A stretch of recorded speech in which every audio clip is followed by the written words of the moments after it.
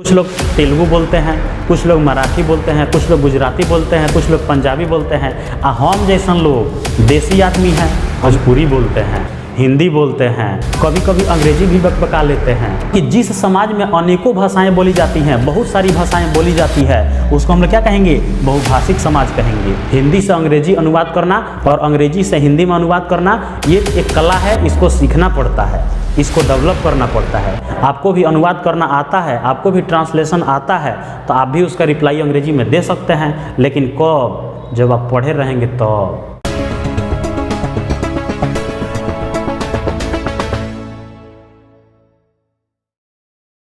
झुकेंगे तो दुश्मन हमारे, हमें तो सिर उठा कर रहना है।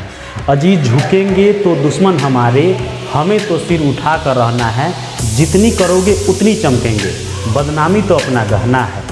हेलो फ्रेंड्स, मैं आपका अपना राहुल सर स्वागत करता हूं अपने इस YouTube channel science by Rahul sir PCB में।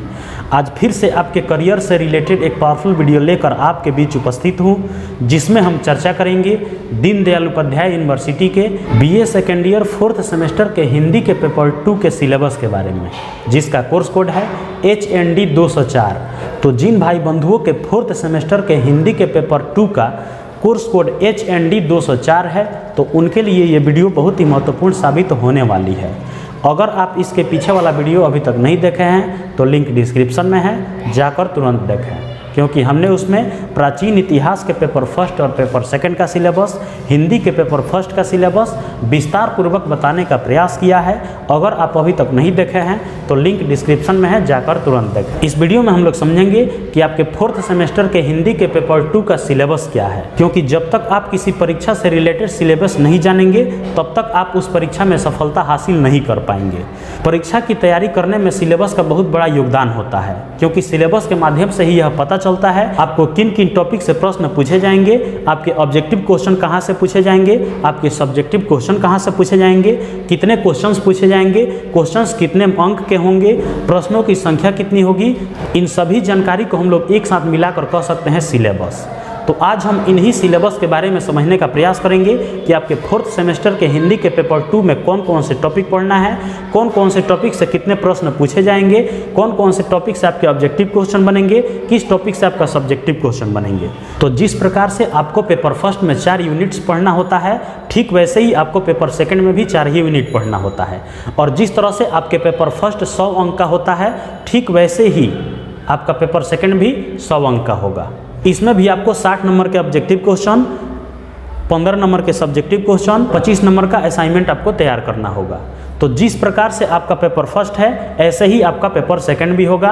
बस थोड़ा सा अंतर होगा, अंतर बस यही होगा, पेपर 1 में आपको अलग टॉपिक पढ़ना है और पेपर 2 में आपको अलग टॉपिक पढ़ना है। बाकी सारी प्रक्रियाएं वैसे ही होंगी जैसे पेपर 1 में होगा।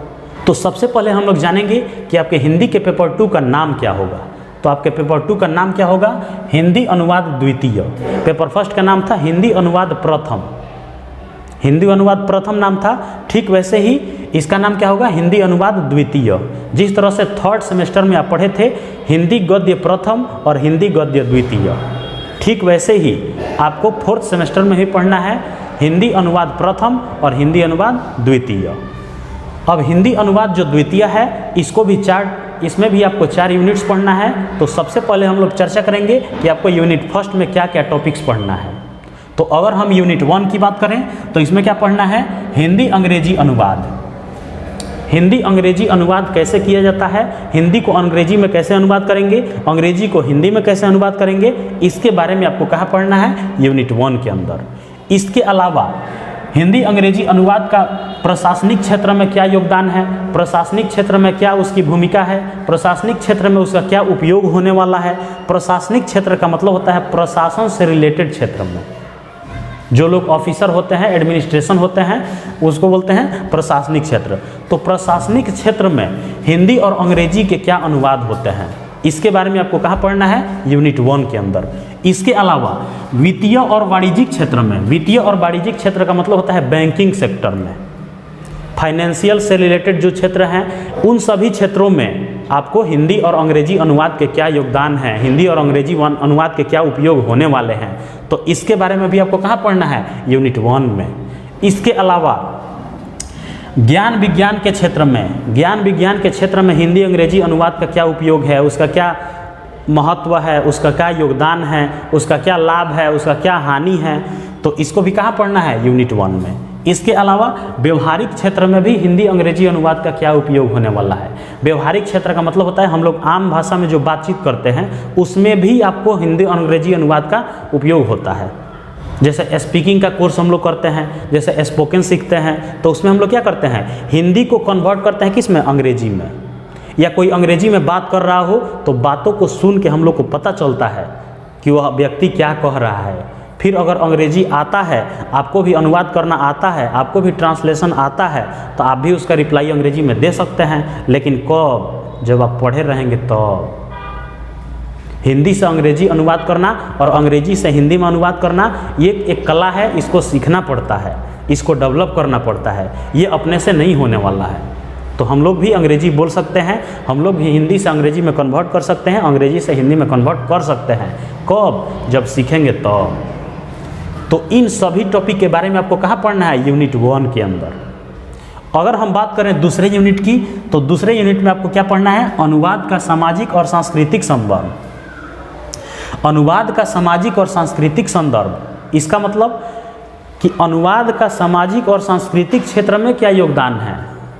अनुवाद का सांस्कृतिक क्षेत्र में, अनुवाद का संस्कृति क्षेत्र में क्या योगदान है। सांस्कृतिक कार्यक्रम जैसे कहीं पे कराया जाता है, नाच गाना का, डांस का प्रोग्राम कराया जाता है, स्पीच का प्रोग्राम कराया जाता है, भाषण का प्रोग्राम कराया जाता है, वहाँ पे जैसे 15 अगस्त हो गया, 26 जनवरी हो गया, उसमें शिक्षण संस्थान के कुछ बच्चे हिस्से लेते हैं और वे अपना प्रदर्शन दिखाते हैं, वे कला को प्रदर्शित करते हैं।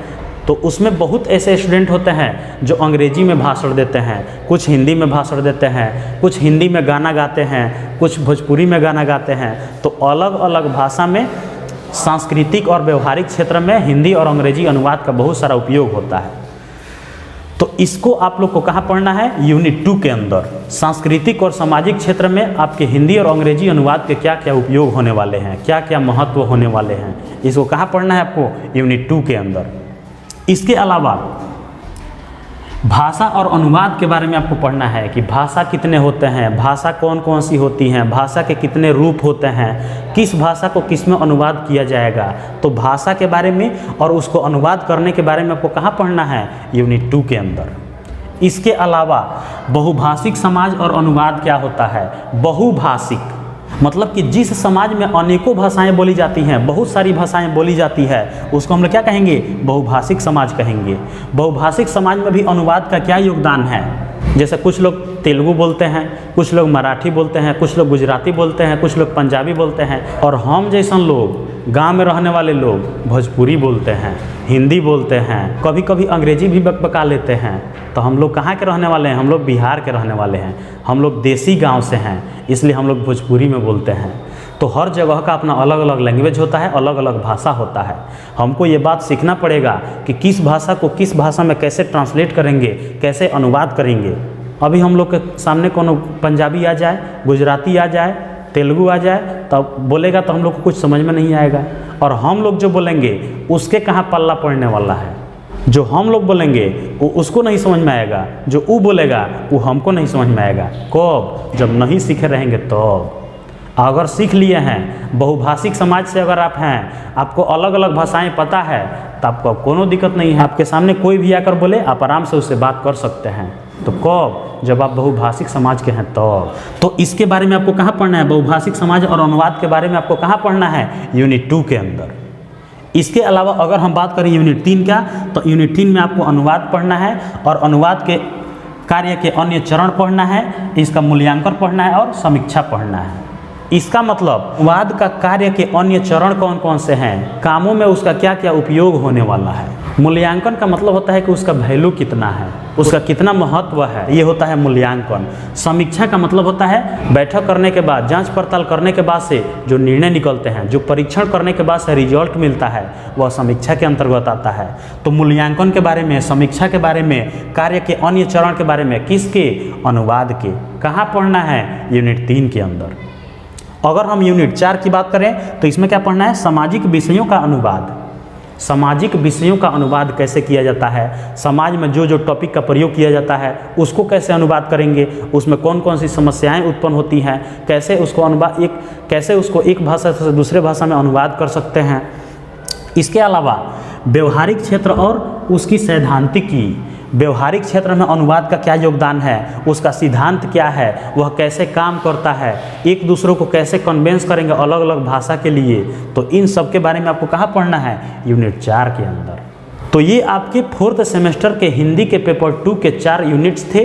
इन्हीं चारों यूनिट से आपके एग्जाम में क्वेश्चंस दिए जाएंगे, चाहे वह ऑब्जेक्टिव क्वेश्चन हो चाहे वह सब्जेक्टिव क्वेश्चन हो। आशा करता हूँ कि आपको ये सभी टॉपिक बढ़िया से समझ में आए होंगे, आपको टेंशन लेने की कोई ज़रूरत नहीं है। इन सभी टॉपिक से जितने भी महत्वपूर्ण ऑब्जेक्टिव क्वेश्चन या सब्जेक्टिव क्वेश्चन बन सकते हैं, उन सब के ऊपर बैक टू बैक वीडियो बनाकर आप तक पहुंचाते रहेंगे। बस आपको करना ये है, आपको इस चैनल से जुड़े रहना है। आप इस चैनल से जुड़े रहिएगा तो आपके ग्रेजुएशन का तैयारी चलते फिरते में हो जाएगा, आपको पता भी नहीं चलेगा। तो बस आपको करना ये है कि आपको इस चैनल से जुड़े रहना है। तो आशा करता हूँ कि आपको ये सभी टॉपिक बढ़िया से समझ में आए होंगे। आपके मन में अगर कोई डाउट है, कोई प्रश्न है, कोई कन्फ्यूजन है तो कमेंट सेक्शन में पूछ सकते हैं। आप इस तरह से और कौन से टॉपिक से रिलेटेड वीडियो देखना चाहते हैं कमेंट में बताना न भूलें। लौटेंगे बहुत ही जल्द किसी नए टॉपिक के साथ, तब तक के लिए जय हिंद।